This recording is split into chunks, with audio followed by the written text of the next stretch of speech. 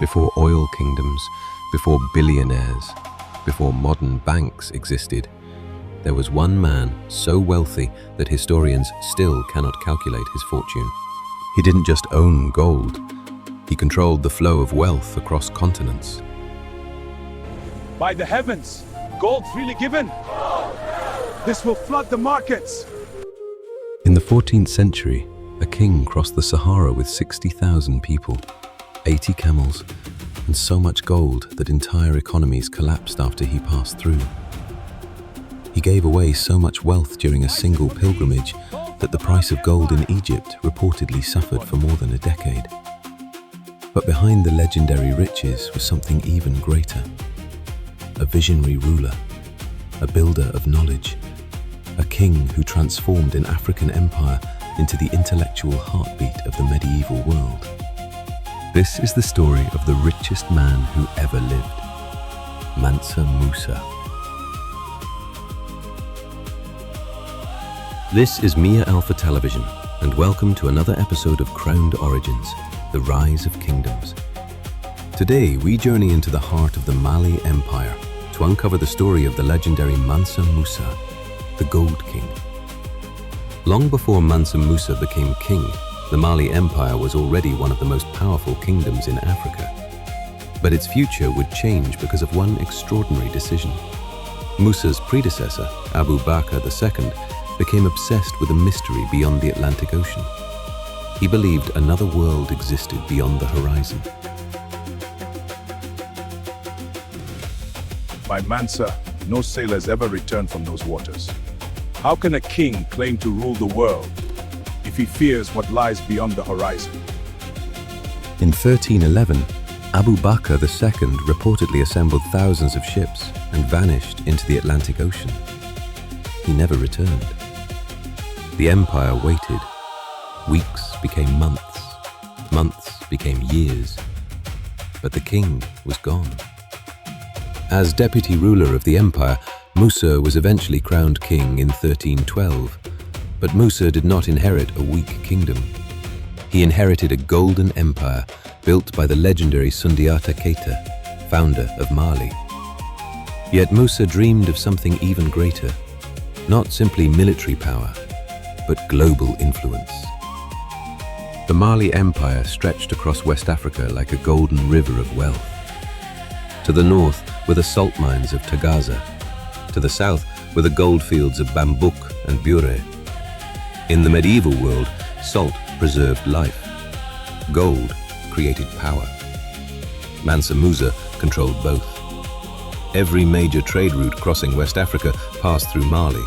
Every merchant paid taxes to the empire, and with every caravan, Musa's wealth grew beyond imagination.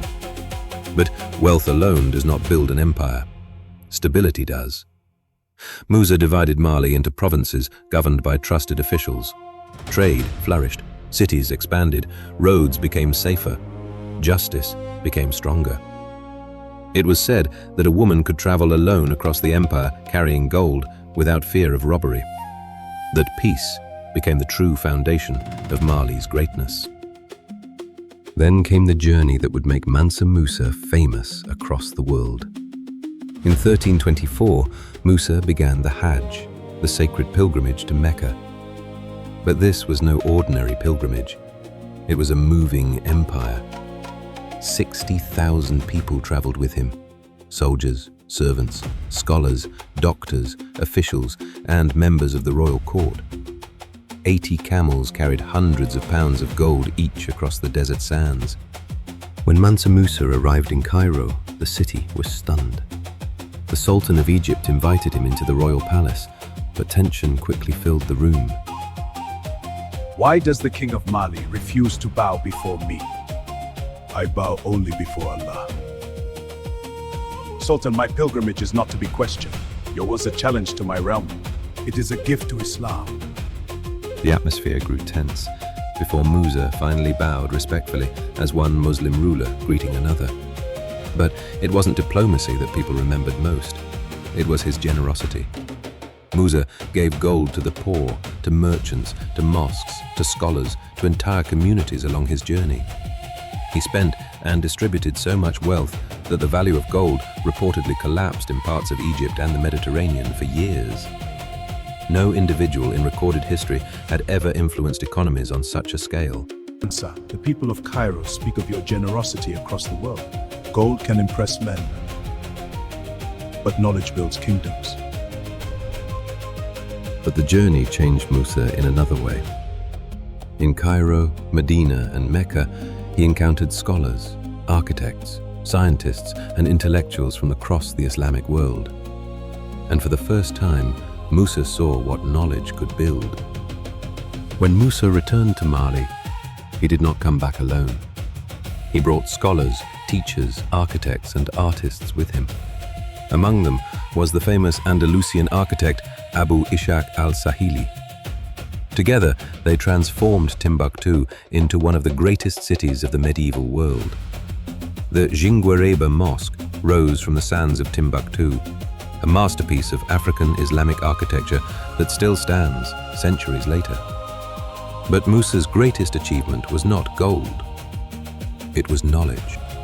The University of Sankore became one of the greatest centers of learning on earth. Scholars traveled from Africa, Arabia, and beyond to study law, astronomy, mathematics, medicine, and theology. At a time when much of medieval Europe struggled through instability and conflict, Timbuktu became a city of books, a city of ideas, a city of learning. Scholar. In Timbuktu, a book is worth more than gold. Some historians believe Timbuktu eventually held hundreds of thousands of manuscripts, one of the greatest collections of knowledge in the medieval world. Musa had transformed Mali from a wealthy kingdom into a civilization. In Timbuktu, a book is worth more than gold. Islam had already reached the Mali Empire through generations of trans-Saharan trade and Muslim scholars long before Mansa Musa rose to power. But under Musa's reign, the faith expanded in influence, prestige, and visibility across the empire. With gold, knowledge, and diplomacy, Mansa Musa transformed Mali into one of the greatest centers of Islamic culture and learning in the medieval world. Mansa Musa died in 1337, but his legend survived long after his empire faded. By 1375, European mapmakers placed his image onto the famous Catalan atlas, seated on a throne holding a golden coin. To the outside world, he became the symbol of unimaginable African wealth. But Musa's true legacy was greater than gold. He proved that an empire's strength is not measured only by its treasury, but by its peace, its learning, and its vision. Centuries later, kingdoms collapsed, empires disappeared, and the gold faded into history. But the name Mansa Musa still echoes across the world, not simply as the richest man who ever lived, but as the king who proved Africa was never waiting to be discovered. It was already great. If you enjoyed this episode of Crowned Origins, The Rise of Kingdoms, subscribe to Mia Alpha Television, like, comment, and share. Join us next time as we uncover the story of another legendary ruler from history. Until then, this is Crowned Origins.